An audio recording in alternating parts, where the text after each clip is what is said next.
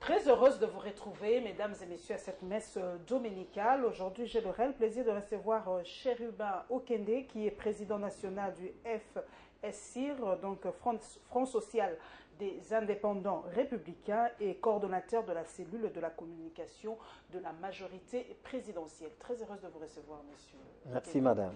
Voilà, je le dis toujours, mon émission est interactive, je l'ai écrit sur le net, que je vous recevais beaucoup de questions infusées, et beaucoup d'ailleurs de questions de curiosité, de questions personnelles. D'ailleurs, on m'a posé la question comment une intelligence comme Chérubin Okende n'est pas encore nommée ministre en République démocratique du Congo. Qu'est-ce que vous répondez à cette question assez personnelle? Moi-même, je suis un féru de votre émission. J'aime bien vous suivre parce que vous la présentez avec maestria. Et je suis aujourd'hui honoré d'être reçu par vous. Pour tous ces compatriotes qui ont ce jugement positif pour moi, je vais dire simplement merci. C'est un encouragement qu'il y ait des anonymes qui apprécient ce que nous faisons. Très souvent dans notre pays, les incohérences font en sorte que ceux qui font bien leurs choses, leurs devoirs, sont parfois diabolisés inutilement. Et lorsque, pour la circonstance, on trouve ce verdict-là, pour moi, ça ne fait que m'encourager et aussi ça étaye davantage le sens de responsabilité pour que je mérite davantage cette confiance et cette considération. Voilà, vous êtes coordonnateur de la cellule de communication de la majorité présidentielle, mais un constat est fait, d'ailleurs une grande opinion le pense, qu'il y a un déficit communicationnel au sein de votre groupement politique. On ne fait pas bien passer le message du chef de l'État par rapport un peu à l'opposition. Et on dit d'ailleurs que Kinshasa est le bastion de l'opposition aujourd'hui, parce que les messages de l'opposition passent et non celles de la majorité. Quelle est votre réaction par rapport à ça? Il y a beaucoup de paramètres qui entrent en ligne de compte pour apprécier la nature de la communication, mais je suis mal à l'aise de pouvoir parler des questions internes de ma famille politique. Peut-être que si j'ai des avis et considérations, je peux les adresser directement d'abord au secrétariat général de la majorité. Si telle semble être l'approche de certains téléspectateurs, je crois que je prends bonne note, je vais y réfléchir et je ferai des propositions concrètes aux camarades secrétaires généraux de la majorité. Ok. Nous entrons maintenant dans le vif du sujet. Mesdames et messieurs, nous ouvrons donc cette rétrospective par les consultations. D'abord celle du chef de l'État. Le président Joseph Kabila a reçu les présidents des organes de presse de la capitale de la République démocratique du Congo. Ensuite, les consultations du gouverneur de la ville de Kinshasa, André Kimbutayango.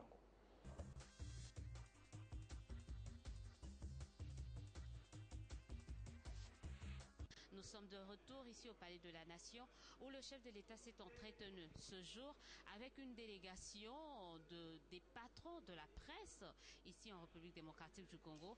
Ensemble, ils ont essayé de passer en revue les sujets d'actualité de l'heure ici au pays et comment doit être le comportement des journalistes pendant cette période. Et à ces sujets, le président national de l'UNPC invite les journalistes à demeurer neutres mais à rester positif. Suivez à ces sujets Kassonga Chilunde qui était à la tête de cette délégation des patrons des médias congolais. La République nous a entretenu sur tout ce qu'il a fait jusqu'aujourd'hui dans le cadre des consultations.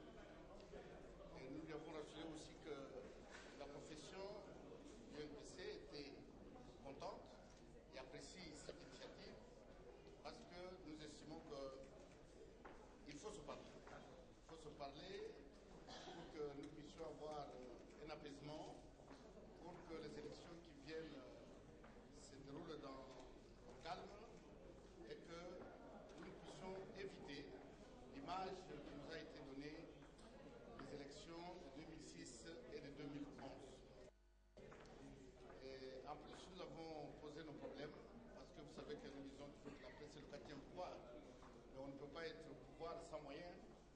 Et nous avons exprimé cette inquiétude auprès du président de la République. Et en même temps, nous avons nos confrères qui sont en prison, nous avons les médias qui sont fermés. Tout cela sont des problèmes que nous avons aussi posés au président de la République. Et il les a écoutés avec beaucoup d'attention et a promis de trouver des solutions à tout cela. La presse doit adopter, pas pendant seulement le temps, mais de tout le temps, la presse doit adopter l'attitude de neutralité, de positivité. La presse doit être travaille dans l'intérêt du pays. Les consultations ici sont loin de finir. Le président de la République va poursuivre avec ses entretiens. On nous parle déjà demain. Il va s'entretenir avec une délégation de la jeunesse pour vous dire que toutes les couches seront consultées et que le président de la République tient à avoir les avis des uns et des autres, histoire d'assainir le climat, histoire d'apaiser la situation ici au pays avant, pendant et après les élections.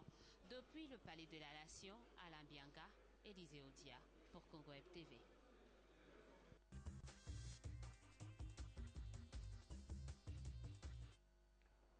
Charibé Okende, les consultations continuent. Le chef de l'État a reçu beaucoup de corps constituants de d'autres pays. Cette fois-ci, c'était ce qu'on vous a proposé, c'est les présidents des organes de presse. Nous avons suivi Chilunde qui, en sortant, nous dit que les journalistes doivent être neutres et positifs. Donc, positif dans quel sens? Même s'il y a quelque chose qui ne va pas, nous devons dire que ça va. C'est dans ce sens-là, selon vous? Non, je crus comprendre que la presse devra être la cheville ouvrière de la promotion, la construction d'un véritable état de droit. La neutralité de la presse ne veut pas dire de la complaisance. La neutralité de la presse voudrait dire la lecture des faits, surtout politiques, sans partisanerie du tout. Or, dans notre pays, qu'est-ce qu'on constate? Il y a aussi une certaine presse, permettez-moi l'expression, vitriolée, traitée suivant certaines sensibleries politiques.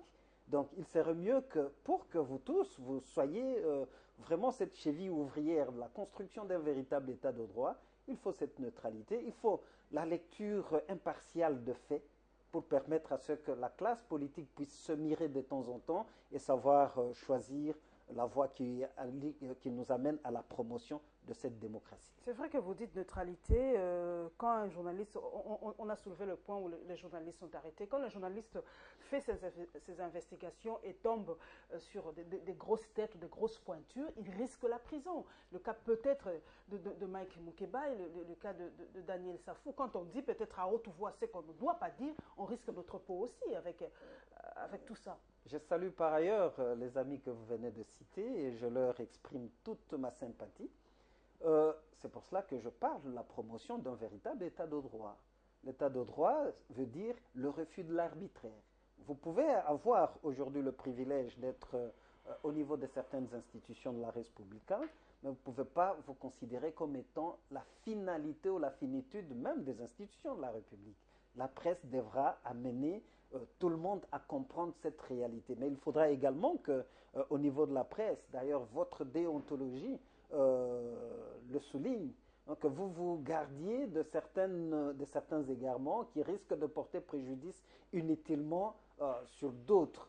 Donc moi je pense qu'un véritable état de droit fonctionne sur la base de principes et que tout le monde aura à gagner que de respecter ces On propose quand même la dépénalisation des délits de presse. Bon, que ça ne soit pas une excuse pour que, au niveau de la presse, on impute de faits malencontreux à certaines personnalités. Donc, je ne dis pas que les amis que vous avez cités avaient imputé des faits répréhensibles ou dommageables, des imputations dommageables sur des individus, ce n'est pas ça mon problème, mais je voudrais que nous nous alertions tous en disant que ubi societas ibi ius, donc partout où il y a une société, il faut qu'il y ait la loi, il faut qu'il y ait le droit, il faut que tout le monde respecte ce droit-là. Et c'est ce qui fera qu'il y ait véritablement la promotion d'un état de droit.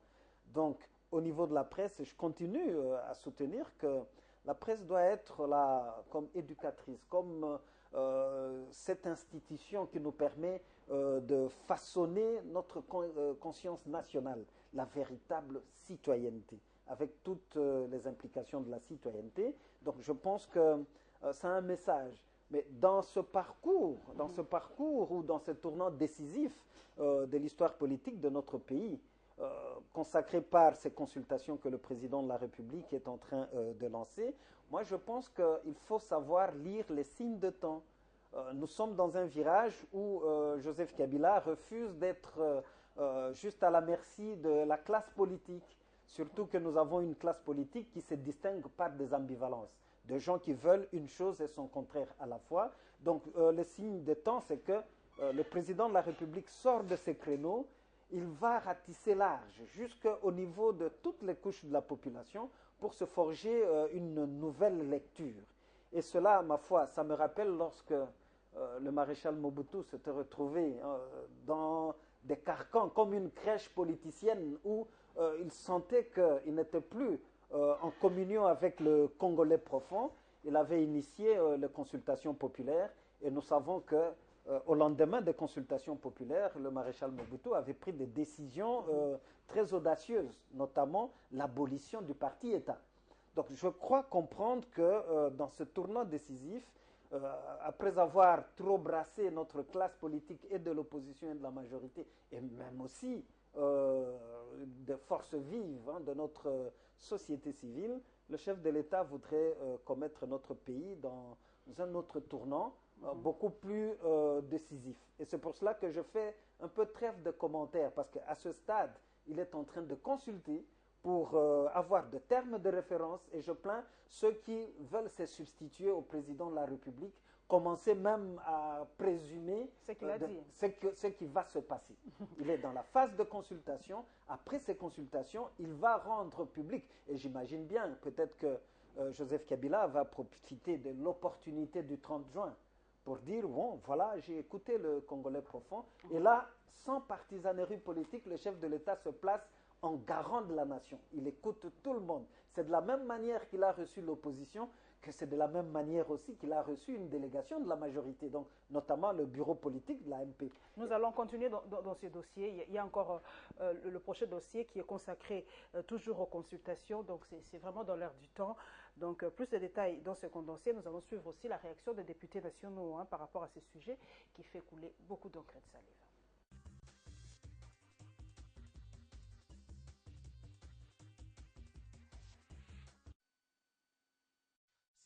A consisté pour l'UDPS à partager la vision de son président Étienne Tshisekedi sur la tenue du dialogue.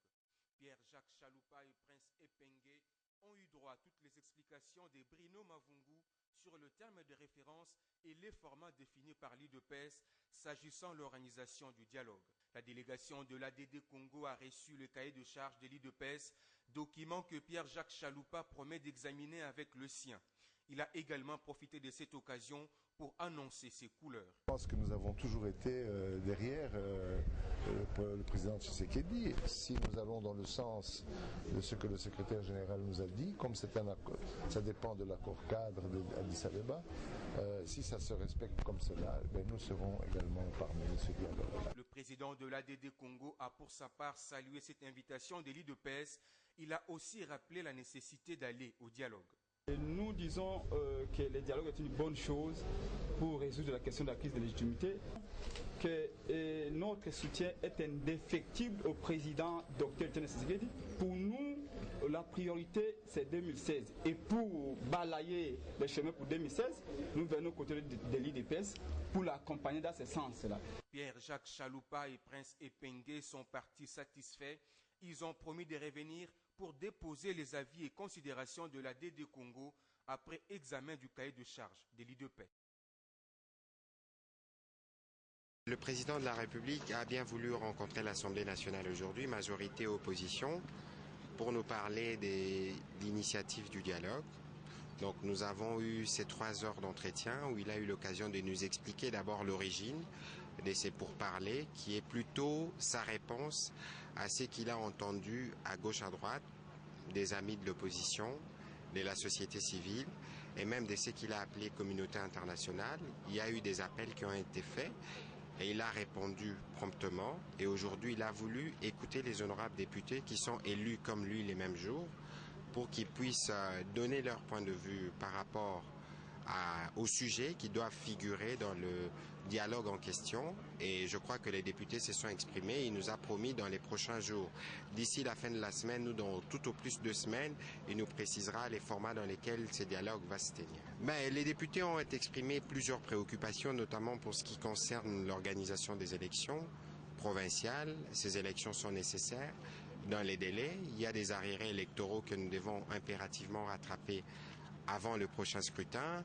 Les députés ont parlé du découpage, mais aussi beaucoup plus des problèmes à la base, puisque le point sur lequel nous tous nous avons été élus, c'est d'apporter et de contribuer au développement. Et de ces points de vue, nous avons rencontré une oreille attentive et nous espérons que dans les prochains jours, des choses pourront être faites pour aller au sens du concret.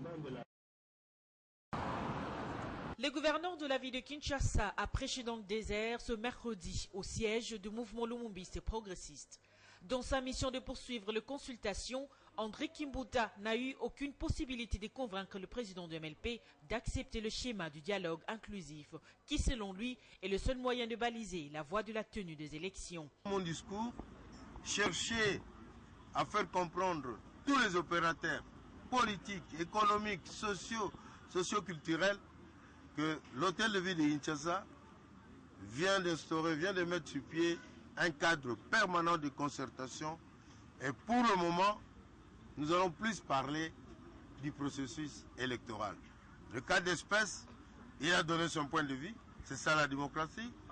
Comment gérer ce processus électoral sans se mettre dans la ville? Les présidents du MLP restent catégoriques. Ils refusent de participer à un quelconque dialogue.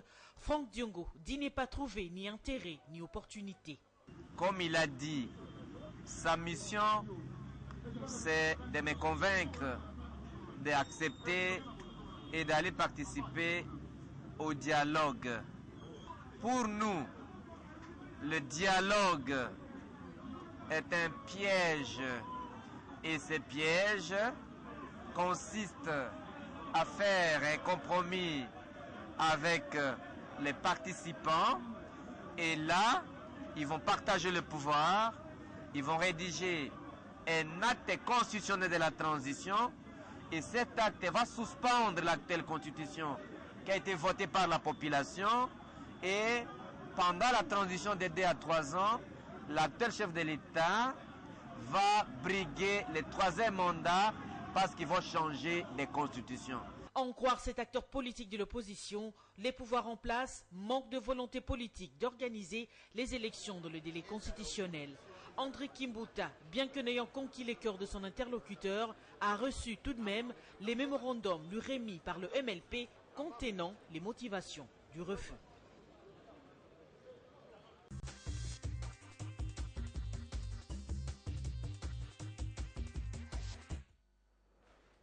Chéribé Okenge, c'est ça la démocratie. Nous sommes en République démocratique du Congo. Chacun donne son point de vue. Nous avons suivi le refus catégorique de Franck Diongo. Il émet quand même, il donne ses raisons. Il dit que ce dialogue, ça sera un piège. Cela consistera donc à faire un compromis pour partager le pouvoir. Cela va suspendre l'actuelle constitution et donnera au président de la République une transition d'à peu près 3 ans. Donc, il y a tout, c'est simplement un manque de volonté politique pour organiser les élections dans le délai.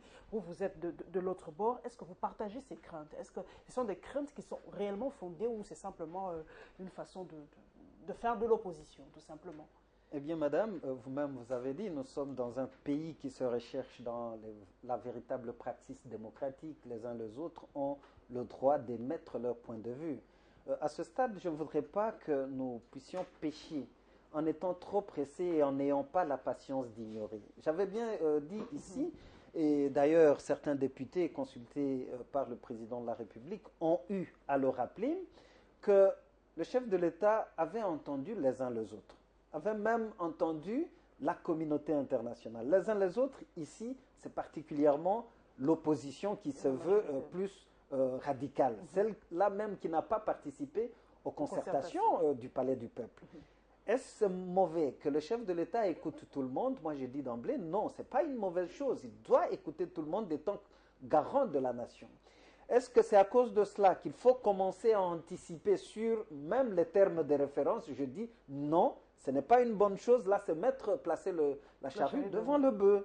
Il faut attendre maintenant, lorsque le chef de l'État aura terminé ses consultations, il va en rendre compte au peuple souverain pour savoir, oui, s'il faut un dialogue, voilà les termes de référence. C'est à partir de là que nous pourrons maintenant commencer à ergoter autour de ce dialogue. Jusqu'à maintenant, on ne connaît pas encore officiellement, Chéribé Okenge, le format de ce dialogue. Ce n'est pas encore connu. Ce n'est pas encore connu, c'est anticiper les choses. On ne sait même pas de quoi nous allons parler. Même l'agenda, parce que le chef de l'État est parti des revendications d'une frange de l'opposition, dont l'honorable Franck Diongo fait partie. Application stricto sensu de l'accord cadre d'Addis Abeba. Nous avons entendu cette rengaine dans notre classe politique, particulièrement une revendication de l'UDPS avec Etienne Tshisekedi, Bruno Mavungu. Moi, j'ai déjà eu à échanger avec Bruno sur une chaîne de la place où la revendication première, c'est le secrétaire général de l'UDPS, Bruno Mavungu, que je salue en passant. La revendication première de l'UDPS, c'était l'application de l'accord cadre. Il faut, pour un dialogue, exciper de toutes les possibilités qu'offre cet accord cadre pour que l'UDPS puisse aussi se retrouver. Il y a aussi des revendications, un médiateur extérieur, ainsi de suite. Alors, moi je crois, il appartient au président de la République d'adresser toutes ces revendications, toutes ces prétentions, pour qu'à la limite, on puisse proposer un schéma. Parce qu'un schéma apocalyptique pour le Congo n'est souhaitable pour personne. C'est vrai qu'on nous fait brandir la peur de la guerre, hein, et tout ça, l'épée de Damoclès de la guerre, on le brandit, tout ça. Est-ce que ce n'est pas une façon aussi de faire un peu peur aux Congolais, de dire que non, attention, vous voyez ce qui se passe en République centrafricaine, regardez un peu ce qui se passe au Burundi, regardons un peu ce qui se passe ailleurs. Donc, ce n'est pas aussi faire taire un peu les aspirations de tout un peuple en leur faisant peur autant comme ça? Moi, je ne pense pas qu'il y ait quelqu'un qui soit autorisé à faire peur au peuple congolais. Personne. Et en plus, même lorsqu'on fait des comparaisons, je me réfère à Joseph Kabila qui dit que le peuple congolais n'est pas n'importe quel peuple. Cela veut dire que nous avons notre originalité et notre façon d'aborder nos problèmes. Il faut souligner aussi que pour des schémas apocalyptiques, nous avons déjà frôlé beaucoup de schémas très dangereux, mais le peuple congolais finit toujours par s'en sortir. Il ne faudra pas oublier que ce pays était déjà balkanisé de fait. Personne, surtout dans certaines chancelleries internationales, étrangères, on ne pensait plus à la réunification du Congo. Mais le miracle aura été congolais. Aujourd'hui, nous avons retrouvé notre unité. C'est par la force du dialogue. Je vous rappelle ici le dialogue intercongolais de Sun City, auquel j'ai eu le privilège de participer dans tous les formats, de A à Z. Et je crois que les Congolais avaient surpris le monde en ayant cette capacité de transcendance pour dire que nous n'avons que le Congo. Il ne faudra pas qu'on manipule les uns pour s'opposer aux autres, jusqu'à déchiqueter notre pays. Nous n'avons que le Congo comme pays. Alors, donc, moi, je crois qu'il faut toujours savoir positiver certaines choses. Même s'il y a par ailleurs en sous-bassement une certaine crise politique. Parce que c'est la crise politique qui chavire souvent à de guerres et à de contradictions énormes. Si nous pouvons déjà, parce que gérer ce pouvoir, si nous pouvons déjà prévenir ces affres-là, ce n'est pas faire peur au peuple, mais c'est question d'avoir une prémonition. Si nous allons dans des contradictions internes, nous n'aurons pas le temps de nous entendre. C'est vrai, vous avez parlé du dialogue de Sun City qui avait proposé la Constitution. Nous avons eu des élections, nous avons fait un référendum par rapport à une énième Constitution. On se pose la question, Chéribé Okende, pourquoi la Constitution qui est la loi qui régit le fonctionnement d'un État, on sait déjà comment ça doit se passer, que les élections, c'est pendant le mandat, c'est 5 ans, par exemple, pour le président, pour les députés nationaux et tout ça. Pourquoi nous ne respectons pas nos propres textes et nous allons tout le temps en dialogue? Parce qu'on a l'impression, Chéribé Okende, que l'histoire ne fait que se répéter. On sait que non, on va faire ça pour aller au dialogue et puis changer. Pourquoi ne pas respecter directement cette Constitution, simplement? Non. Parce que c'est le texte qui régit le fonctionnement d'une nation. S'il vous plaît, madame, je n'ai pas suivi un seul instant, à moins que nous puissions avaliser le procès d'intention de l'honorable Franck Diongo. Je n'ai pas suivi un seul instant que dans ces consultations, il y ait une sous-composante consultée par le chef de l'État qui propose la révision de la Constitution. Je n'ai même pas suivi Joseph Kabila proposer à ses interlocuteurs une éventuelle révision de la Constitution. À ce jour, le débat sur la révision de la Constitution, c'est un débat totalement dépassé. Mais quand le processus électoral sera déjà... S'il vous plaît, Chéribé Okende, on sait déjà que dans l'allure où vont les choses, on nous dit qu'il n'y a pas d'argent, il y a ceci, c'est là. On a déjà l'impression que le calendrier électoral ne sera pas respecté dans les délais convenu. Alors on a l'impression que ce fameux glissement, ça se fera, donc la Constitution ne sera pas du tout respectée. Pourquoi on ne prévoit pas tout ça? Si vous me laissez un peu développer l'approche, je vais vous rappeler, madame, et à de nombreux téléspectateurs, que le débat sur le calendrier électoral est plus venu de nos compatriotes de l'opposition. Lorsque la CENI, cernant les contraintes, avait publié un calendrier partiel, nous avons entendu des compatriotes qui ont crié à haut pour dire non, nous devons exiger un calendrier global. La CENI n'a pas rechigné à publier un calendrier global, mais en ayant l'intelligence de montrer toutes les contraintes liées à l'application de ce calendrier global.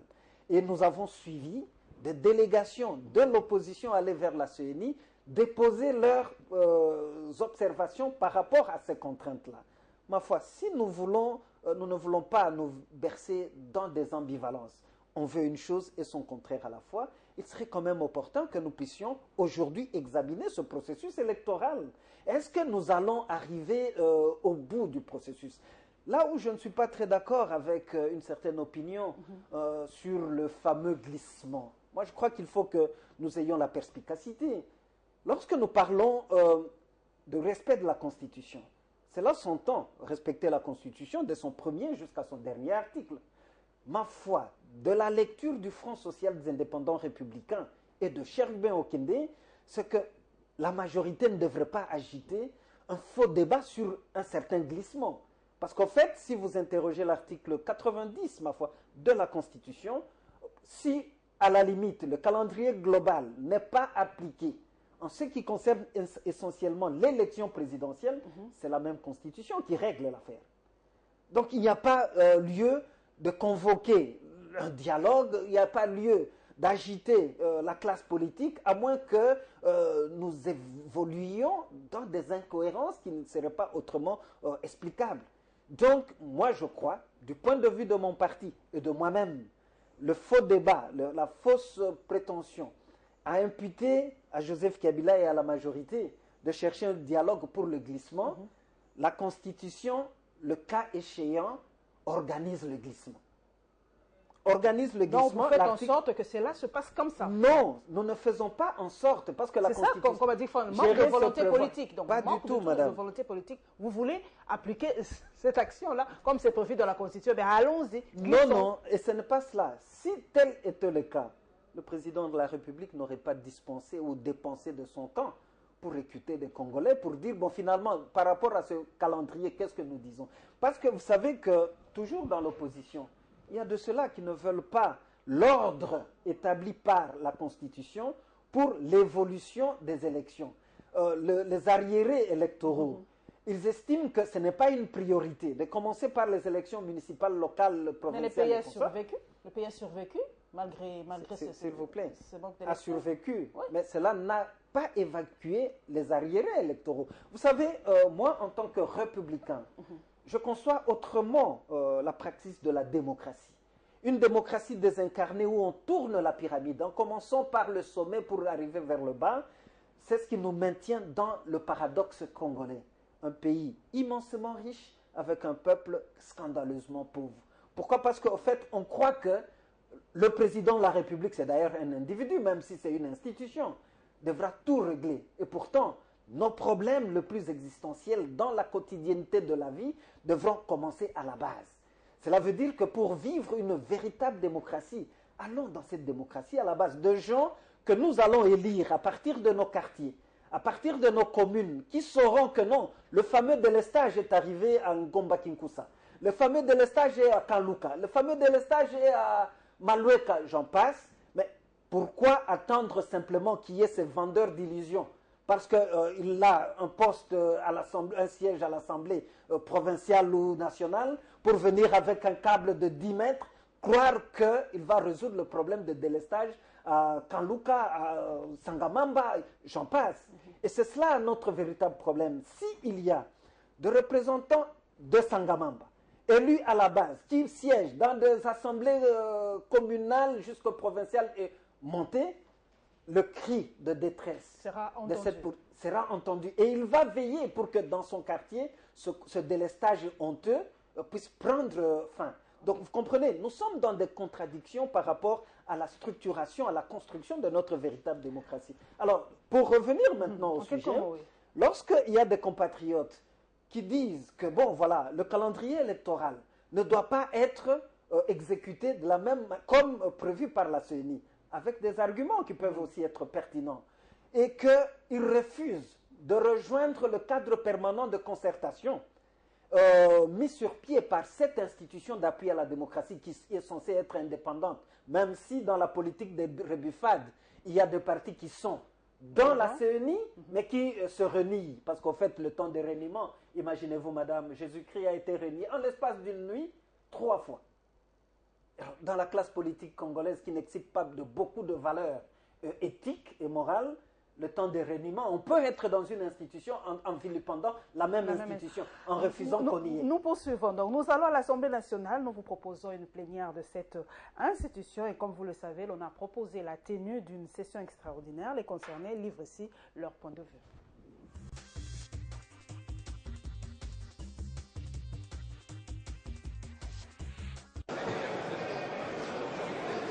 Justin Kalumba, ministre du Transport et Voies de Communication, est bel et bien malade.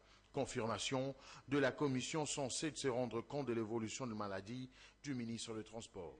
Victor Makwenge, président de la dite commission, s'est apaisanti dans son exposé sur les actions menées par sa commission afin de s'enquérir de la situation exacte de Justin Kalumba. En croire Victor Makwenge, le ministre du Transport a connu des complications dans la nuit du samedi à dimanche. Conséquence, ce médecin traitant se sont vus dans l'obligation de le transférer sous d'autres cieux pour des soins appropriés. Le rapport de la commission Makwenge va susciter contestation ici à l'hémicycle. Les élus du peuple voulaient en découdre une fois pour toutes avec le ministre du Transport et Voies de Communication. Au regard des allures que prenait la plénière, Aubin Minakou s'est vu contraint de suspendre la plénière afin de discuter avec le président du groupe parlementaire pour une issue apaisée. Au retour des échanges, Aubin Minakou a trouvé la formule juste pour que Justin Kalumba n'échappe pas au filet de l'Assemblée nationale. Nous avons constaté que l'on pouvait être patient et nous vous suggérons d'accepter la date en septembre, bien évidemment, pour statuer. Nous avons fixé la date du 18 septembre, soit 3 jours après l'ouverture de la prochaine session. La proposition du speaker de la Chambre des députés a été acceptée par la plénière. Après vote, le rendez-vous est donc pris pour le 18 septembre prochain. C'est dans son bureau privé dans la commune de la Gombe que nous sommes allés lui tendre notre micro. Au menu des discussions, son exclusion du groupe parlementaire UNC allié. Justin Bitakwira semble ne pas prendre au sérieux cette mesure. Cette affaire de me rallier au groupe parlementaire UNC allié, c'est une plaisanterie. C'est même une comédie et une blague. Je suis en règle de cotisation. Je cotise chaque fin du mois à l'INC. Je cotise même pour le secrétaire général de Wanga qui est à Makala. C'est pourquoi j'ai dit que les amis doivent faire attention. Ils ne doivent pas détester la chair des corbeaux et vouloir aimer ses plumes. Pas du tout. Mes plumes, c'est mon argent. Et la chair, c'est le parti. Et celui qui collecte les cotisations, c'est le même président du groupe parlementaire, UNC allié. Les députés nationaux UNC dit avoir planté ses 2 pieds au sein du parti cher à Vital Kamerhe. Le quitter, il n'en est hors de question. Pour sécher un arbre, on coupe la racine. Et ma racine à l'UNC, c'est d'appartenir au parti. C'est pas appartenir au groupe parlementaire. Le groupe parlementaire, c'est une structure informelle. Cependant, Justin Bitakwira ne partage pas certains comportements au sein de l'UNC. L'homme s'explique. Même quand le pays gagne la guerre au profit, au détriment du M23, moi, président du groupe parlementaire, je prends mon courage pour féliciter le premier et le dernier citoyen de la République. Mon parti m'en condamne. Il sort une circulaire qu'en dehors du président, du secrétaire général et du porte-parole du parti, personne d'autre ne peut plus engager le parti. Tout récemment, la jeunesse de l'UNC avait exigé l'exclusion de Justin Bitakwira du parti, une menace que cet acteur politique ne prend pas, une fois de plus, au sérieux.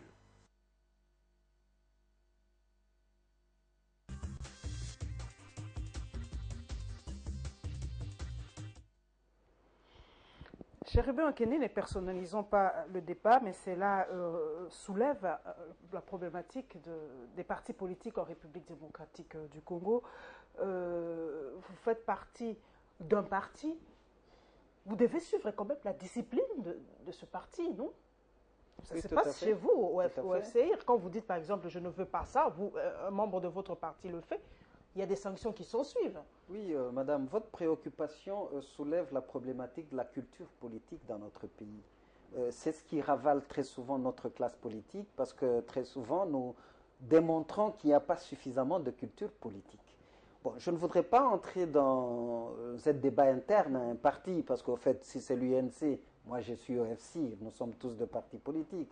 Mais ici, moi, je peux rappeler à l'intelligence de nos compatriotes, en ce qui concerne le FCIR, il est arrivé à un certain moment, parce que nous n'avons pas voulu agiter la polémique pour la polémique, dans la législature 2006-2011, que notre député national avait eu à se comporter autrement que dans la ligne de conduite du parti. Il se sera même allié à un autre parti, mais nous avons transcendé tout ça en disant que bon, c'est passager, nous ne pouvons pas faire comme tous les autres en nous jetant dans une polémique.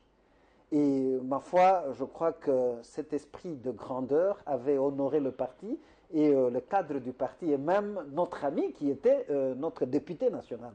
Je parle ici de la législature 2006-2011.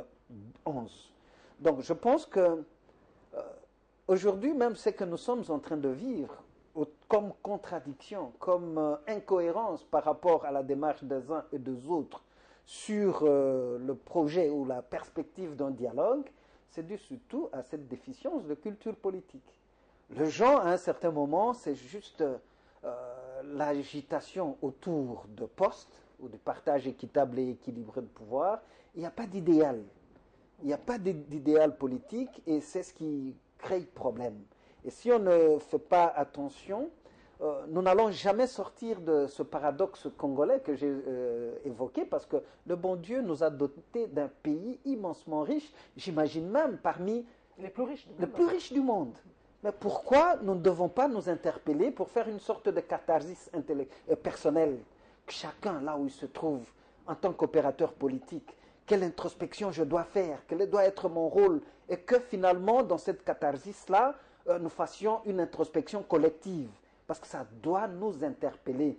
Pourquoi on ne s'en sort pas? Madame, c'est tout simplement parce que nous ne faisons pas la pratique de la politique en exaltant les valeurs républicaines qui élèvent la République plutôt que les individus. Et vous verrez dans notre aéropage politique, c'est plus des opportunistes.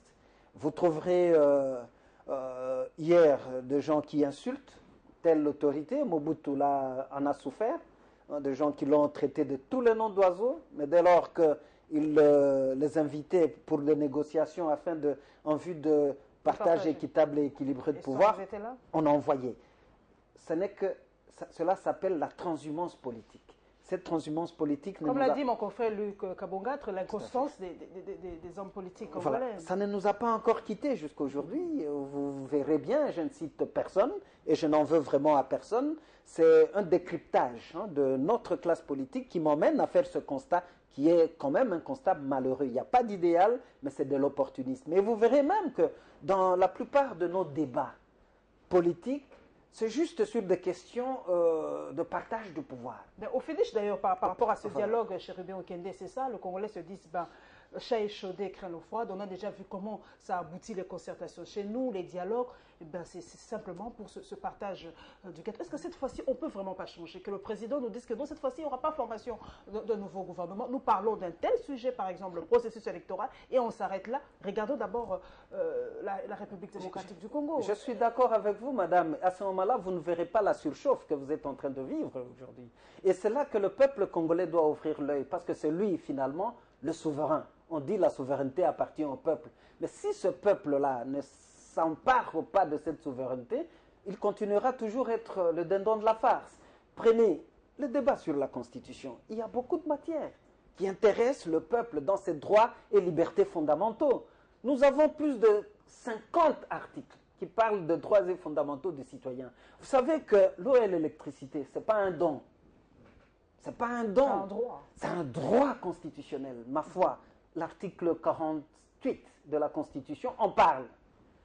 Vous ne pourrez pas, vous êtes la population de Maloueka, vous êtes la population de Kanlouka, croire que non, c'est un cadeau. Non, c'est l'exigence constitutionnelle où on doit vous en pourvoir. La jeunesse qui est en train de trimer aujourd'hui, le chômage. Savez-vous que le travail est un droit et devoir sacré par la Constitution pour tout Congolais? Alors pourquoi, je ne prends qu'il y a beaucoup d'exemples, madame, pourquoi nous ne pouvons pas, dans un débat national, pour dire, ben, finalement, quid, vous, même si vous êtes de l'opposition, cette problématique de l'eau et l'électricité, par exemple. Ça concerne tout le monde. Ça concerne tout le monde. Cette problématique de l'emploi, c'est nos enfants qui commencent à quitter l'université aujourd'hui. Et la plupart d'entre nous, même certains de nos collègues avec qui on a étudié, mais qui sont encore dans le chômage. Un universitaire que vous trouvez dans la rue en train de faire le cambisme. Ce n'est pas normal.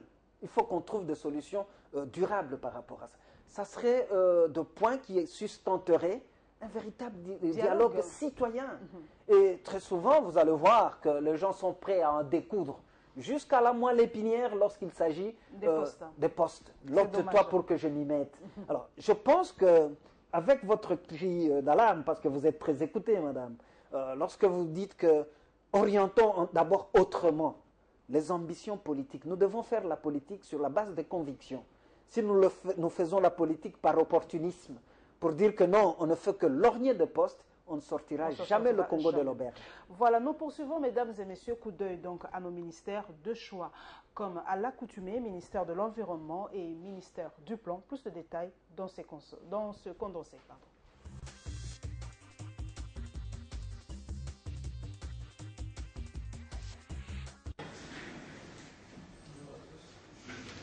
Bienvenue Lio Tanjoli tient à recadrer les faits sur toutes les questions qui touchent son secteur. Au cours de ces échanges avec les ONG nationales et internationales, entre autres WWF, Greenpeace et Global Witness, le ministre de l'Environnement a fustigé la publication des informations inexactes et diffamatoires contenues dans les documents de ces ONG du secteur de l'environnement. D'autres déclarent le ministre se substituent même à l'État congolais. Si vous constatez qu'il y a des problèmes, comme je l'ai dit tout à l'heure, pourquoi ne pas venir nous voir? Encore que sur cette démarche, sur les actes qui ont été posés, nous avons fait vérifier tout ce qui a été déclaré comme voie illégale là-bas. Nous avons fait vérifier, mais c'est vraiment pas ça. Finalement, nous allons. Si vous commencez à prendre nos prérogatives, cela veut dire quoi? Vous voulez notre disparition? Et ça, c'est quelque chose que je ne peux pas accepter. Vous n'avez pas les droits, ni le pouvoir de vous substituer aux institutions de l'État. Raoul Mosembola, coordonnateur national de Greenpeace, à l'instar des autres représentants des ONG œuvrant dans le secteur de l'environnement, s'est dit rassuré de la bonne foi du ministre Liota à les aider dans l'accomplissement de leur mission. Ça a été très très intéressant parce que ce sont des choses qu'on devait déjà faire pour éviter des malentendus. Et là, on s'est mis d'accord avec l'ensemble des partenaires et les cabinets du ministre et qu'on va se rencontrer une fois par trimestre pour débattre des choses. Et mes impressions sont très bonnes parce que je croyais à autre chose, mais en fait, monsieur le ministre nous a bien expliqué son vœu de voir que son secteur soit le meilleur. Tous espèrent que cette rencontre constitue un nouveau départ qui va mettre fin à la cacophonie observée depuis une bonne période entre les ONG du secteur de l'environnement et le ministère des tutelles.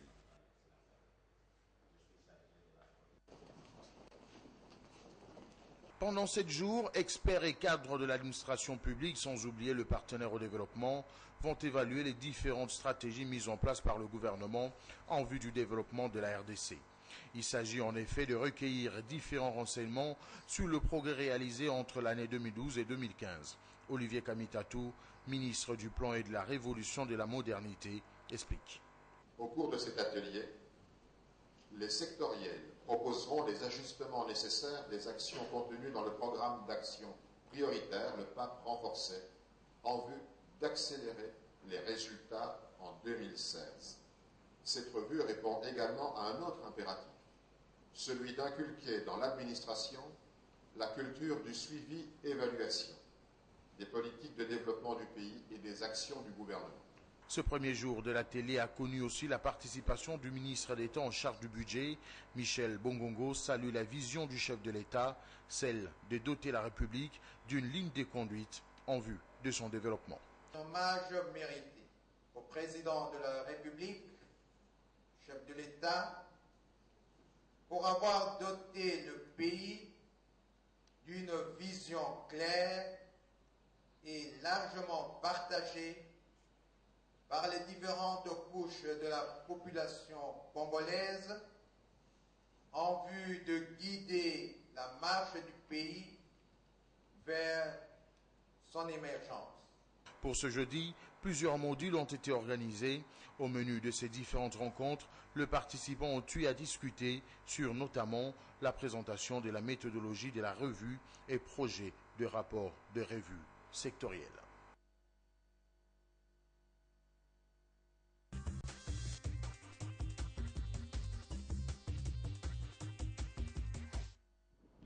Cherubin Okende, aujourd'hui, le ministère de l'Environnement est un méga ministère, hein, parce qu'aujourd'hui, avec le réchauffement climatique, on sent l'impact aujourd'hui de ces ministères. C'est plus le ministère de l'époque où quand on vous nommait ministère de l'Environnement, c'était comme si on vous avait puni. Mais aujourd'hui, l'environnement joue un rôle capital pour la survie du monde. Mais on se plaint aujourd'hui, et selon notre ministère de l'Environnement, que les ONG de foi font leur travail sans en parler. Par exemple, au ministère, on sort des rapports et le ministère de fois se réveille un bon matin, Greenpeace nous taxe de cela et d'autres ONG. Est-ce que c'est obligatoire pour les ONG de travailler avec le ministère de l'Environnement? Ces ONG, si elles étaient honnêtes, elles devraient évoluer dans un système ou dans une perspective de partenariat. Mais ils sont non gouvernementaux, Cherubin Okende. Oui, non gouvernemental, partenariat public-privé. Et parce qu'au fait, même s'ils devraient s'improviser en auditeur impromptu, vous savez qu'un meilleur audit crédible fait également le principe du contradictoire. La personne que vous auditez, vous lui donnez aussi les moyens de pouvoir se défendre, présenter peut-être des explications pour tel ou tel autre fait. Et c'est là que ça écorche un peu la ligne de conduite qu'eux-mêmes devraient se tracer. Ils ne doivent pas se considérer comme étant de procureurs d'un gouvernement pour dicter des lignes de conduite.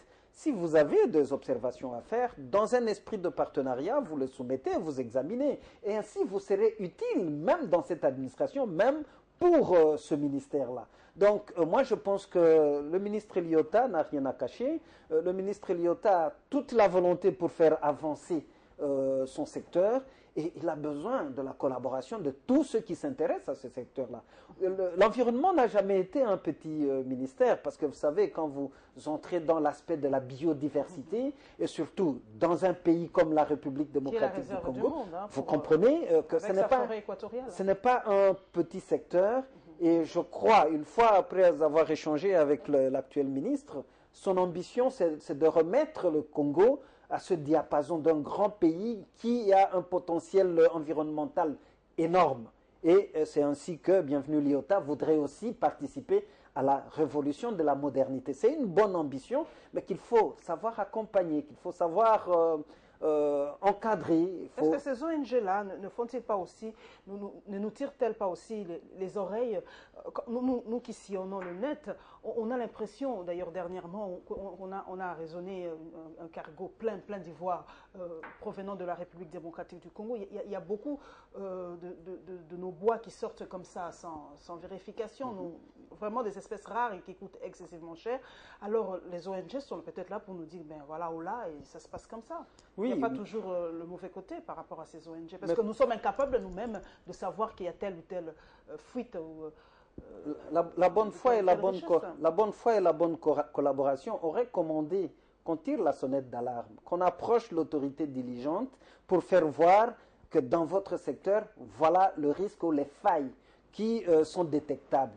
Mais lorsqu'on va déjà dans la place publique et surtout à l'extérieur, c'est à dessein de discréditer. Et c'est là que ça ne marche pas. Vous avez l'impression que ces ONG nous discréditent? Oui, ben c'est à dessein de pouvoir discréditer. Si déjà on bypass, on snob le ministre qui a ce secteur-là dans ses attributions, on va à la place publique et surtout à l'extérieur pour crier que non, en République démocratique du Congo, ça ne marche pas dans tel ou tel autre secteur. Madame, c'est à quel dessein? À dessein de nuire, pour donner une image négative de la RDC, que les choses ne marchent pas. Ils ne le font pas qu'en RDC. Greenpeace travaille partout dans le monde. Oui, ce n'est pas seulement République démocratique du Congo. Il faut faire. Et Dieu seul sait si Greenpeace peut se permettre de faire cela aux États-Unis d'Amérique. Ils ont fait en France. Ils ont coulé des bateaux en France. Il faut se rappeler. Eh bien, ce n'est pas en collaboration. Qui a coulé finalement ces bateaux-là en France? Je me rappelle bien. Oui, c'est avec la collaboration du gouvernement français, madame. Parce que Greenpeace n'a pas la capacité de pouvoir couler des bateaux. Avec quoi? Avec quels moyens? Donc, vous comprenez, ailleurs, ils procèdent par la collaboration, par le partenariat. Mais lorsque c'est en République démocratique du Congo, c'est des surenchères. C'est pour cela que d'autres patriotes, nous récusons, nous fustigeons, nous stigmatisons cette manière de faire les choses, parce que c'est comme si c'était du chantage. Et là, nous recourons à notre souveraineté, peu importe nos faiblesses. Si vous ne nous respectez pas, en tout cas, vous croyez que vous allez faire du chantage. Par nous respecter nous-mêmes, cher Ibé Okende. Vous croyez que nous ne nous respectons pas? Peut-être que on va parler de la corruption tout à l'heure. Quand nous-mêmes nous volons, excusez-moi le terme, quand même nous faisons couler beaucoup d'argent en dehors du circuit normal, nous ne nous respectons pas. Les autres ne nous respecteront pas non plus. Vous en parlez comme si je ne justifie pas la corruption, qui est vraiment une perversité. Mais la manière dont vous en parlez, madame, c'est comme si c'était une originalité congolaise. Non, ça commence surtout là chez eux. C'est pire. Belle excuse, belle excuse. Comme ça se passe ailleurs, et là, chez nous. Pas du tout. C'est pour cela que j'ai dit, je ne justifie pas cette perversité.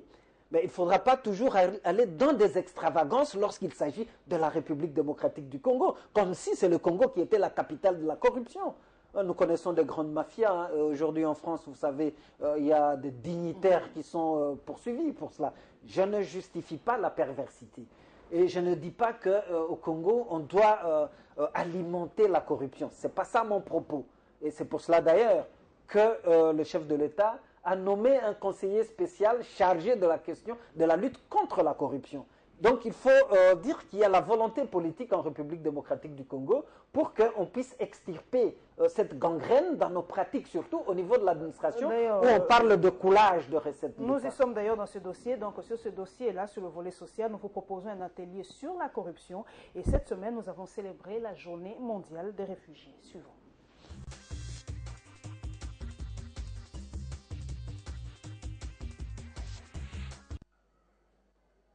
Plusieurs réfugiés vivant sur le sol congolais, mais également les autorités du Haut Commissariat des Nations Unies pour les réfugiés étaient présentes à cette manifestation. La représentante régionale chargée de la protection des réfugiés en RDC a brossé en quelques lignes l'impossibilité de la communauté internationale de satisfaire le besoin des réfugiés dans les domaines sécuritaires, alimentaires, des logements et des réinstallations dans différents pays.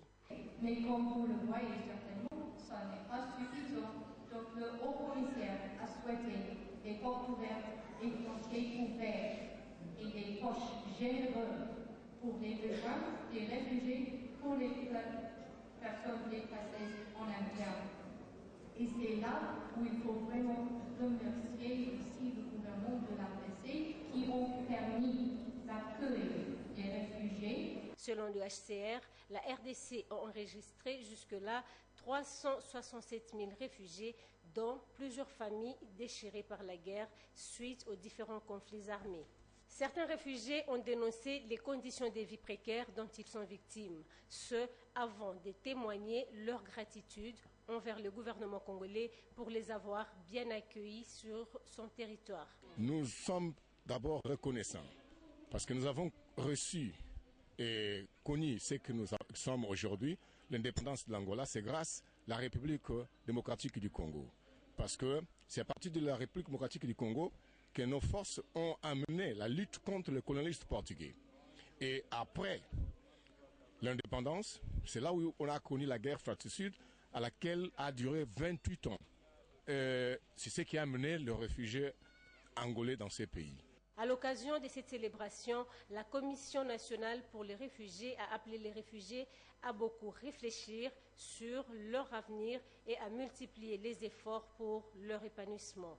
Le Haut Commissariat des Nations Unies pour les réfugiés a pour finir demandé à la communauté internationale de prendre à bras le corps les conflits et autres violences qui rongent différents États avec comme conséquence le déplacement massif de populations.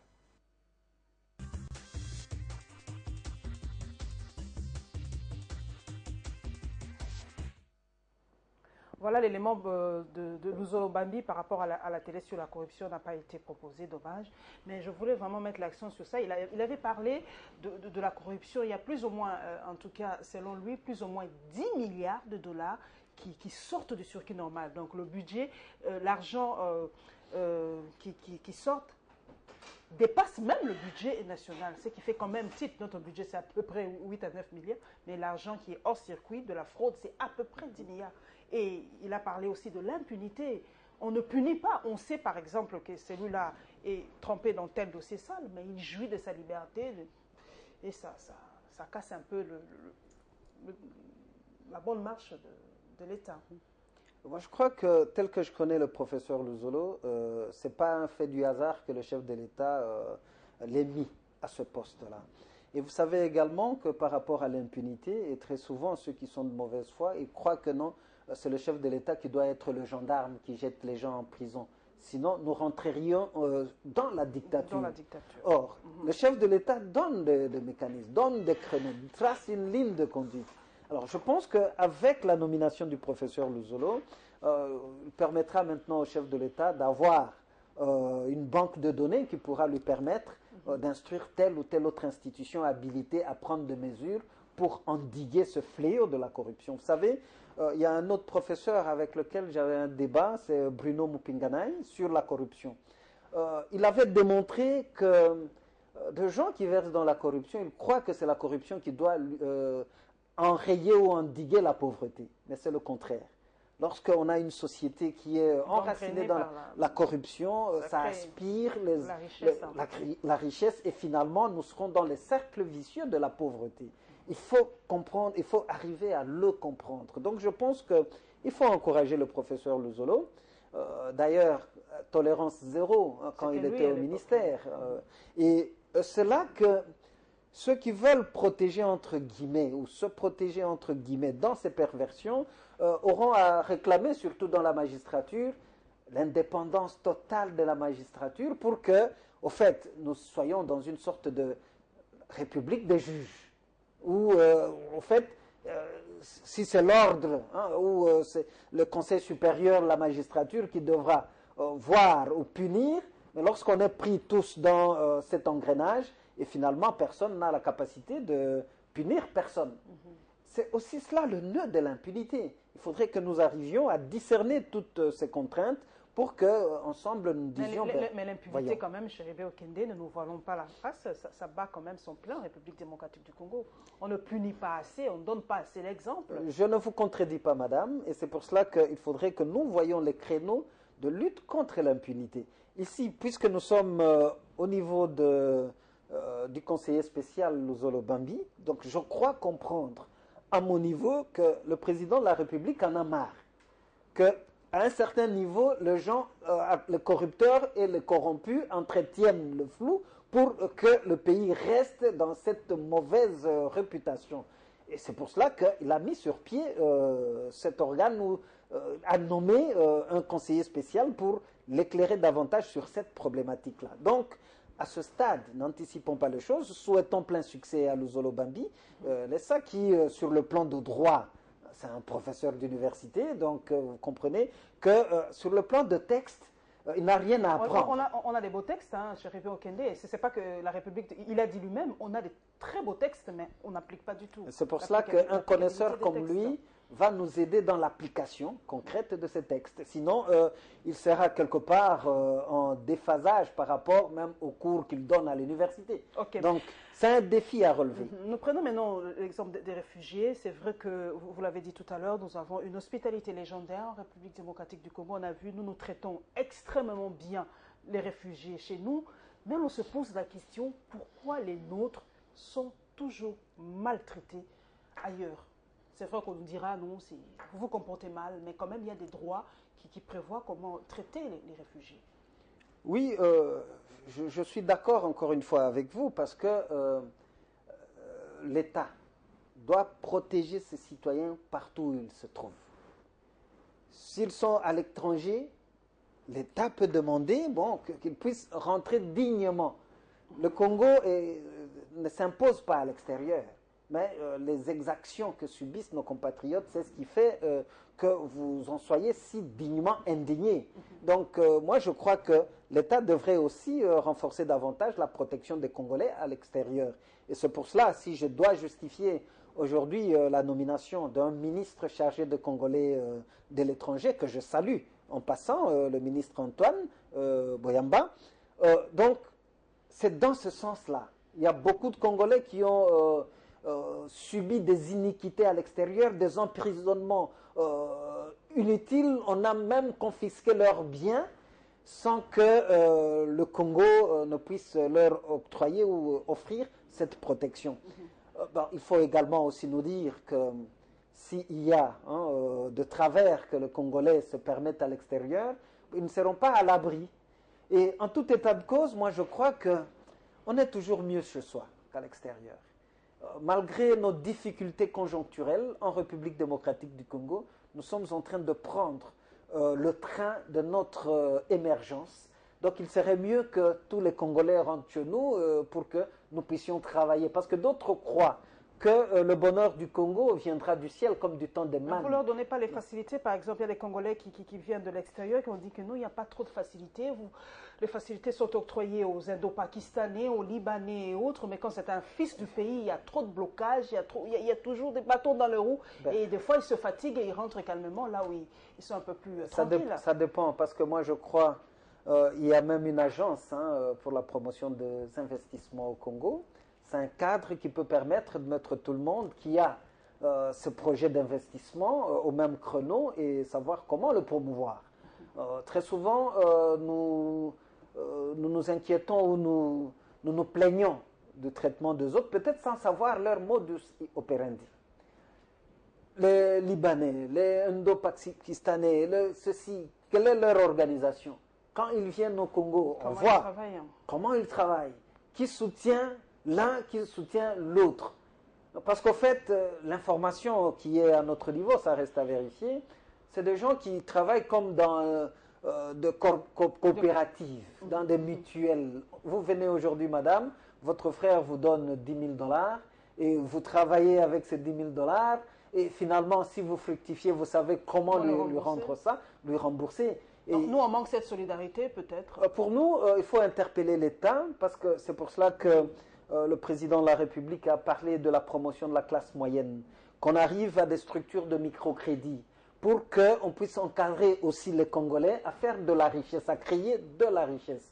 Mais il faudra aussi, par ailleurs, cultiver, promouvoir la culture du crédit. Parce qu'en fait, il n'y en a pas. D'autres, vous lui octroyez aujourd'hui un crédit remboursable, en fait, il le bousille pour autre chose. J'ai cette expérience parce que j'étais administrateur directeur technique au Fonds de promotion de l'industrie. Il y a certains compatriotes qui vous versent dans le portefeuille des impayés pour rien, pendant que le business plan, le plan de financement était clair et qu'ils pouvaient faire le service de la dette et devenir propriétaires demain. Bon, cette culture manque encore cruellement dans nos compatriotes. Nous allons après sortir de la brèche. C'est vrai que nous sommes dans le volet social. Ce refoulement du chanteur Tiken Jah Fakoly, comment vous l'expliquez? C'est vrai que ça déferlait sur le net, beaucoup d'injures par rapport à mon pays, et je suis un peu très en colère. Il faut essayer d'expliquer la souveraineté de mon pays. Mais est-ce que vous ne pensez pas que c'est là, entre guillemets, gâche un peu l'image de la République démocratique du Congo? Pourquoi interdire à un chanteur qui a été invité officiellement de fouler le sol congolais? Bon, madame, il doit y avoir des raisons évidentes pour que l'État refuse. Vous croyez que c'est tout le monde qui veut venir en République démocratique du Congo qu'on refuse qu'il entre? Mais il a bien reçu son visa. Nous venions nous-mêmes de parler de l'hospitalité légendaire des Congolais. Vous-même, vous veniez ici de fustiger le laxisme qu'à un certain moment on observe au niveau de certains organes de l'État.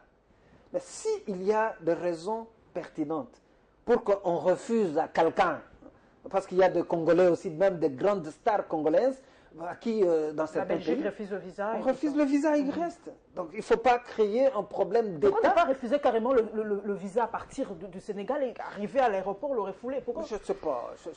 C'est peut-être ça, c'est peut-être la procédure. Franchement, madame, c'est un fait divers. Hein, okay. Donc il faut le prendre comme tel. Comme un fait divers. Et d'autres, oui, d'autres qui veulent simplement créer de l'épouvantail là où on ne peut pas en faire. Ils veulent peut-être exploiter cela autrement. Pour moi, c'est un fait divers. Tout à fait. On le prend comme ça. Parlons des faits d'État. Ok. Sur le volet éducation, nous vous proposons le constat des préparatifs sur les examens d'État et la campagne Toutes les filles à l'école.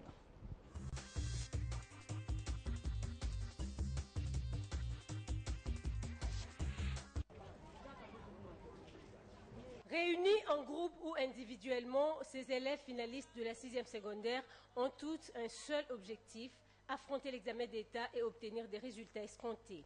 Internés dans leur établissement scolaire, les lycées Sacré-Cœur, ces finalistes s'exercent avec une motivation particulière. Elles recourent aux items des années antérieures liés aux différentes matières dispensées durant toute l'année scolaire. Toutes, ou presque, disent avoir banni la peur et sont prêtes à aborder ce test sanctionnant les cycles du secondaire. Elles sont optimistes de façon globale et promettent avoir des résultats satisfaisants à leur établissement et honorer ainsi leurs parents. On a des horaires vraiment stricts pour étudier et on se prépare vraiment. On sait qu'on va réussir parce qu'on a étudié, on a été préparé à l'école déjà depuis le début de l'année. On se prépare et puis il y a les professeurs qui viennent nous expliquer les matières et les difficultés qu'on rencontre. Et on voit des questions auxquelles on n'arrive pas à résoudre, qui ne se trouvent pas dans les cahiers. Et là, on doit chercher les professeurs pour qu'ils nous expliquent. On se prépare très bien, nous sommes très motivés. Nous avons foi qu'on va réussir. On prend beaucoup de temps pour étudier. L'un de leurs professeurs, surpris dans la cour du lycée Sacré-Cœur, a révélé que leurs finalistes sont suivis de près, surtout durant cette période cruciale. En plus, elles ont un programme bien élaboré pour préparer cette épreuve. On leur a donné un programme qui le respecte de façon scrupuleuse. Le matin, elles vont au restaurant, au réfectoire, elles mangent. Après, elles sont dans les salles de classe. On revoit là où on devrait resserrer les vis et régler un tout petit peu. Après, on les laisse à l'air libre, elles prennent le temps, comme vous voyez là, en train de se poser des questions en groupe. C'est comme ça. Tous les finalistes du secondaire n'attendent que l'embarquement du train de l'examen d'État édition 2014-2015 qui va quitter la gare lundi 22 juin prochain. Elle a été élue Miss Vodacom Congo 2013. Lorraine Cambouise avait tout de suite créé une fondation qui porte son nom avec pour objectif de faire la promotion de l'éducation de la jeune fille. Elle a été déjà sur terrain avec son actif la réhabilitation de certaines écoles de Bukavu. C'est d'abord notre cible principale pour commencer, parce qu'après Katana, nous allons faire la même chose à l'Équateur, au Kasaï. Et si le moyen nous le permet encore, nous allons le faire dans les milieux les plus reculés de Kinshasa et dans d'autres provinces. Depuis ce samedi, la Fondation Laurent Cambouis a lancé la campagne Chaque fille à l'école, une façon de les rappeler à tout le monde. L'école que nous allons construire, c'est bien, mais est-ce que ça va même pas accueillir la majorité des filles qui sont dans le village et encore moins dans toute la République? Et c'est pour ça que nous avons résolu de lancer la campagne Chaque fille à l'école. Chaque fille à l'école, c'est une campagne qui sert à promouvoir et à sensibiliser tout le monde, rappeler aussi tout le monde que l'éducation des femmes est très, très importante. Pour Laurent Cambouis, l'éducation de la fille est une clé pour le développement. Si aujourd'hui on a beaucoup de difficultés dans notre pays, c'est parce que la majorité des personnes, la majorité de la population est analphabète. Donc je pense que l'éducation, c'est la clé du développement. Si vraiment le gouvernement a le souci d'aider la population, de se focaliser sur l'éducation. La campagne Chaque fille à l'école va s'étendre dans tout le pays. Un compte a été ouvert sur les réseaux sociaux afin de recevoir l'adhésion des filles concernées à cette campagne.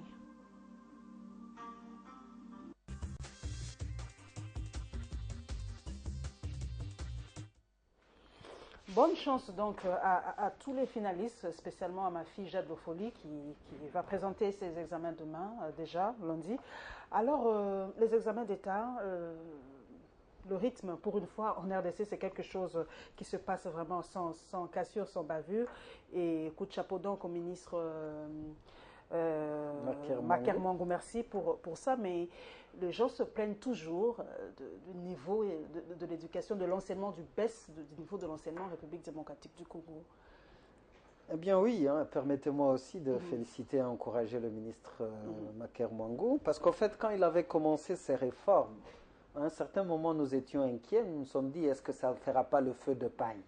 Mais aujourd'hui, il nous habitue avec constance dans cette révolution de la modernité dans l'éducation. Je pense que c'est une très bonne chose, il faut l'encourager, il faut l'appuyer. J'ai également, dans le reportage qui a été fait, constaté franchement qu'il y avait une certaine focalisation. On n'a montré que des jeunes filles. C'est comme si on voudrait marginaliser le jeune garçon. Donc, moi, on est allé au lycée Bossangani, eh bien, il fallait aussi aller au collège, parce que donner aussi de la voix aux jeunes garçons. Discrimination positive, espérons les garçons. En fait, c'est une parenthèse que j'ai ouverte et que je referme. Mais j'ai aussi constaté que les jeunes filles qui ont parlé par rapport au niveau de formation, en fait, j'étais bien surpris qu'elles ont bien parlé.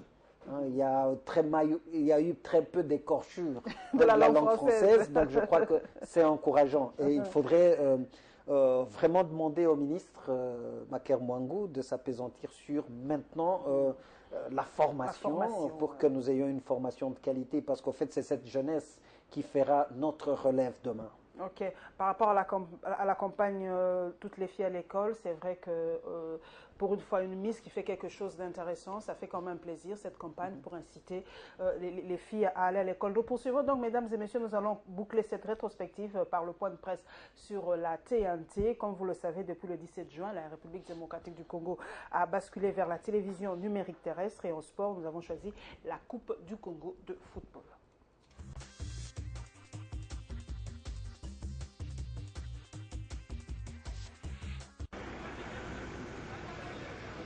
Présentation du décodeur TNT par le président du Comité national de la migration vers la TNT. Ce parti pour les processus de la migration de la télévision analogique à la télévision numérique en RDC, particulièrement pour le média de Kinshasa. Face à ce parterre d'opérateurs des médias audiovisuels, le gouvernement, via son porte-parole, a officiellement lancé la TNT.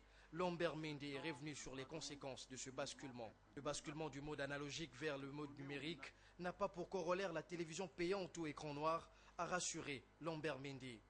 Il n'y a donc, comme nous n'avons cessé de le dire, aucune raison de paniquer pour l'instant. Pas de perspective d'écran noir ou d'écran bleu.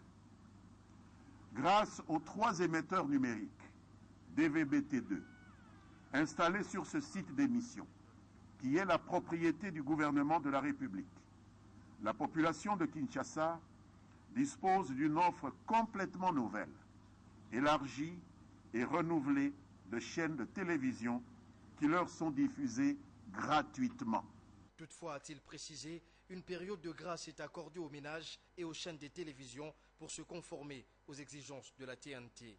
Ce temps devra donc utilement être mis à profit pour donner aux ménages non équipés la possibilité d'acquérir un adaptateur numérique TNT externe, un décodeur disponible dans le programme, dans le commerce, pouvant permettre la réception des programmes diffusés en numérique par des appareils analogiques. Si la télévision numérique terrestre permettra entre autres au gouvernement de renflouer les trésors publics avec la bande de 700 qui sera vendue aux entreprises de télécommunications, cependant, elle entraînera beaucoup de préjudices, soutient cet opérateur de l'audiovisuel.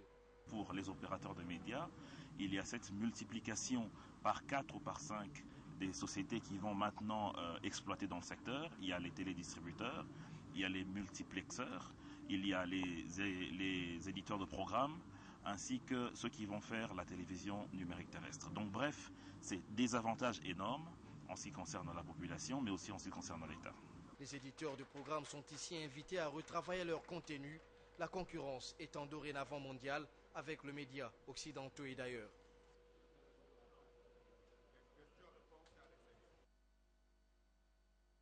Darincle Motema Pembe est qualifié en battant le détenteur du titre de la 49e et 50e édition de la Coupe du Congo, le Football Club MK. Les protégés de Max Moké n'ont pas pu surmonter la barre placée très haut par Zaira Mweni. Dès le premier coup d'envoi, ce sont les Mitema Pembe qui ont pris la partie tambour battant. Une pression qui va certes payer à la 19e minute sur l'ouverture du score par Joël Musungu dit Tempo. 1-0, c'est le score qui renvoie les 22 acteurs au vestiaire. Au retour, DSMP a gardé le même rythme du jeu. Il a alourdi le score à la 71e minute par Moukoko. 2 buts à brosse et l'arbitre siffle la fin de la rencontre.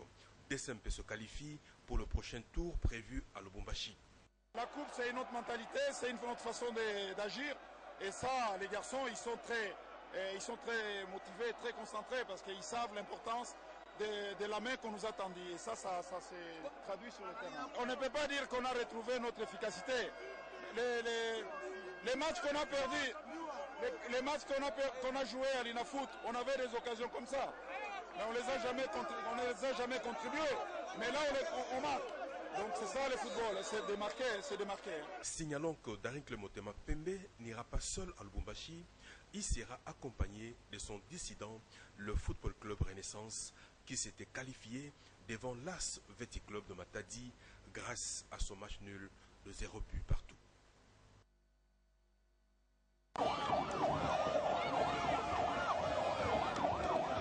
Ce 16 juin marque la naissance d'une personnalité hors du commun, André Kimbuta Yango.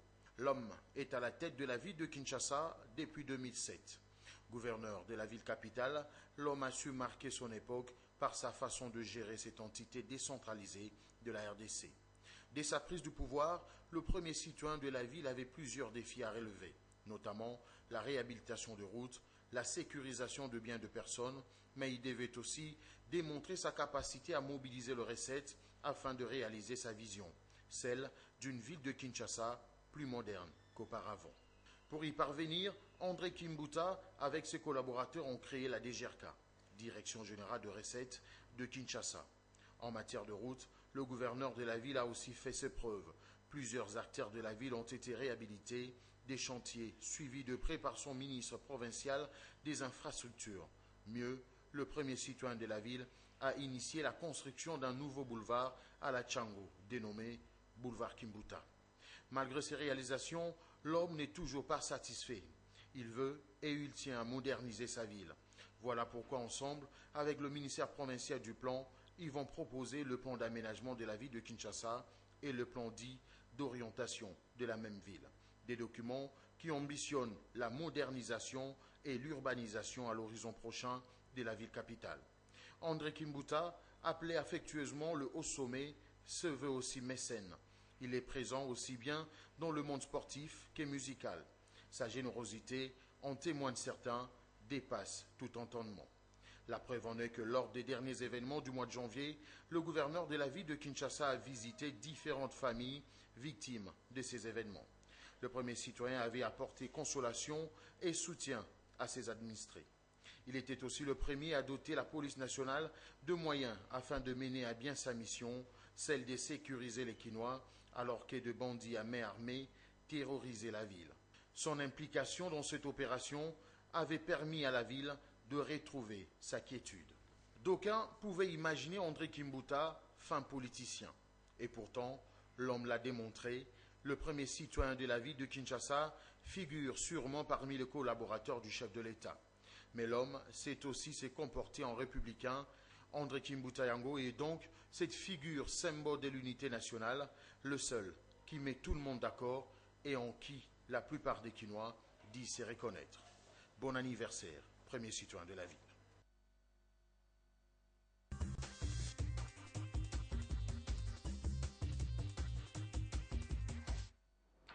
Bon anniversaire donc au numéro 1 de la ville, André Kimbuta. Mais je ne vais pas terminer cette émission parce que, comme je l'ai dit tout à l'heure, sur le net, beaucoup de gens posaient des questions. C'est par rapport au dossier que vous avez été PCA de LAC, c'est quoi? Non, administrateur directeur général voilà, d'intérim. Voilà, de LAC, et un dossier assez sale, entre guillemets. Vous poursuivez un peu, c'est par rapport à une vente de parcelles. En quelques mots, de quoi s'agit-il, cette histoire? Non, Parce que Chéribin aussi fait partie des gens qui détournent l'argent de l'État? Non, pas du tout. Il suffit d'avoir une vue de l'esprit pour le conclure ainsi. Non, madame, je dois indiquer que nous avions été nommés au conseil d'administration des lignes aériennes congolaises par ordonnance du président de la République le 12 janvier 2008. Et à ce moment-là déjà, il faut vous rappeler que la compagnie aérienne nationale traversait une situation extrêmement difficile. Donc en nous nommant, le président de la République nous a assigné des objectifs. Tout faire pour relancer la compagnie aérienne nationale. Or, qu'est-ce qu'il fallait faire pour y parvenir? Commencer d'abord l'assainissement de son lourd passif de plus de 240 mois d'arriérés de salaire du personnel et de dettes contraignantes ça et là. Et bon, voilà pourquoi nous étions évertués avec les autorisations de notre hiérarchie gouvernementale à assainir cette dette sociale. Nous sommes parvenus à négocier un protocole d'accord d'effacement de 85% de la dette sociale, ce qui faisait une ardoise de 113 millions de dollars que le personnel avait accepté de pouvoir effacer sur les 132 millions dus dans des arriérés de plus d'environ 20 ans sans être payés. Alors, devant cette problématique, le conseil d'administration avait décidé de demander au gouvernement des autorisations pour que le patrimoine immobilier de LAC, qui n'intervient pas dans l'exploitation, qui par ailleurs reste jusqu'aujourd'hui exposé à la convoitise de beaucoup de prédateurs, donc qui veulent confisquer, arracher, spolier, que ce patrimoine soit mis à contribution pour régler définitivement cette dette sociale. C'est ce qui a conduit, en respectant toutes les lois de la République, particulièrement... Cela a été fait en toute légalité. En toute légalité, notamment la loi numéro 010 du, je crois, d'avril 2010, relative au marché public. Cette loi a été scrupuleusement observée et c'est pour cela qu'on est arrivé, après appel d'offres, que le terrain Air Terminus, qui abrite aujourd'hui la police de roulage, et de manière, cette police l'occupe de manière irrégulière, sans titre du tout. Ce terrain avait été acheté par une banque de la place, c'est la Robank, et cela nous a permis de commencer la paye du personnel. Nous avons payé, nous avons mis à la retraite 1222 agents et cadres qui, depuis 15 ans, attendaient leur solde. Mais le drame, c'était quoi, madame? Si vous ne les envoyez pas à la retraite, le compteur de la dette sociale continuait de tourner, ça continuait d'augmenter. Donc il fallait avoir le courage de mettre un frein à cela, donc d'arrêter. 1222 agents, des veuves qui ne touchaient plus à leur rente, des cadeaux conventionnels. En fait, tout a été fait dans cette perspective-là. Mais il se fera que 3 mois après, certaines injonctions de la hiérarchie gouvernementale nous auraient amené à comment faire? Annuler cette vente qui était déjà consommée, les titres de propriété étaient déjà changés, tout ça, mutés. Alors, donc, c'est ce qui a fait... alors, à l'origine de la désescalade actuelle, il faut signaler que la ministre du portefeuille, 3 ans après, acculée au Sénat, face à la vacuité de sa vision sur la relance et la dissolution de la compagnie aérienne nationale, aura cherché comme bouc émissaire Chérubin Okende. Et c'est ce qui a amené madame à débiter. Franchement, je n'ai pas de terme parce que je suis devant la télé, mais alors des griefs malencontreux, si je peux m'exprimer en ce sens-là, contre la personne de Chérubin Okende, comme si Chérubin était le conseil d'administration, comme si Chérubin était seul le comité de gestion, en m'affublant malheureusement de certains griefs qui ne tiennent pas debout. Okay. Donc voilà un peu pourquoi en quelques poussières de secondes, nous avons basculé à la TNT, mais la population, le Congolais lambda, ne comprend pas pourquoi maintenant cette TNT. Quel est son apport en fait dans la télévision aujourd'hui, Chérubin Okende? Bon, je pense que là-dedans, je lis d'abord une ambition du ministre Mende de ne pas rater le train de la révolution de la modernité. Voilà pourquoi il s'évertue que dans son domaine, dans son secteur d'activité, qu'il y ait des innovations qui commettent le pays à la révolution de la modernité. Et je pense qu'il a suffisamment expliqué la problématique de TNT.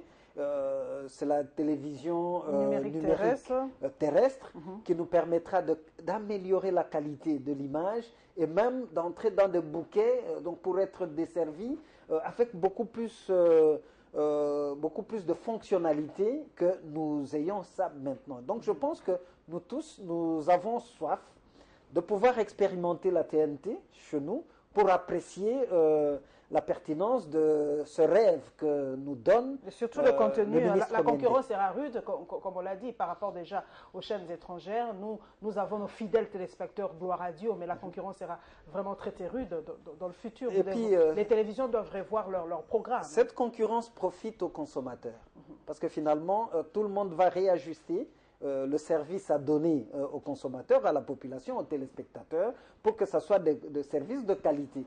À ce moment-là, ceux qui se complaisent dans la camelote n'auront qu'à fermer parce que nous aurons à zapper à tout moment que nous voyons de n'importe quoi sur notre petit écran.